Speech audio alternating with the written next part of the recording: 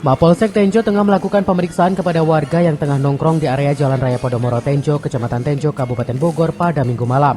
Sejumlah warga diperiksa dan petugas melakukan penyisiran ke sejumlah tempat pusat keramaian dan objek vital yang dimungkinkan untuk melakukan kejahatan dari pencurian ataupun gangster. Sementara patroli Polsek Tenjo terus dikebut tiap malam guna menjaga situasi Kamtibmas di wilayah Polsek Tenjo, sehingga dengan adanya patroli dan himbauan kepada masyarakat agar tetap aman dan kondusif. Kapolsek Tenjo Ibtu Suyadi mengatakan dirinya melakukan kegiatan patroli pekat ini untuk menjaga keamanan dan ketertiban di masyarakat. Ia juga menuturkan di setiap perbatasan Bogor pihaknya melakukan patroli pagi hingga malam hari guna menjaga rasa aman dan kondusif. Ya, ini patroli rutin yang kita laksanakan setiap hari, Pak Iwan. Kita laksanakan patroli rutin setiap hari untuk menjaga rasa aman masyarakat tentunya. Jadi kita lakukan pagi, siang, dan malam. Apalagi nanti jam-jam kecil mulai dari jam 1 sampai menjelang subuh kita berlaksana terus-menerus untuk jaga Kamtibmas di wilayah Tenjo. Sasarannya, Dan?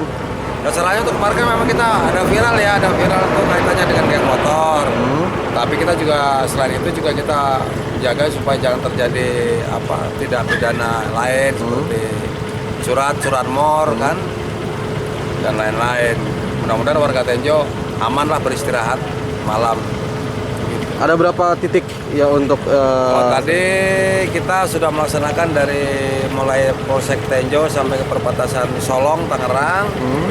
Barusan itu kita laksanakan dari Pospol Tenjo sampai ke perbatasan Adiaksa. Nanti jam-jam kecil mulai kita bergerak lagi sampai dari Pospol sampai ke ujung perbatasan Jasinga, Desa Bojong.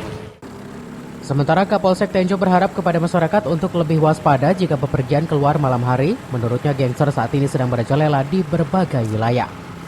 Dari Tenjo, Kabupaten Bogor, Iwan Setiawan melaporkan.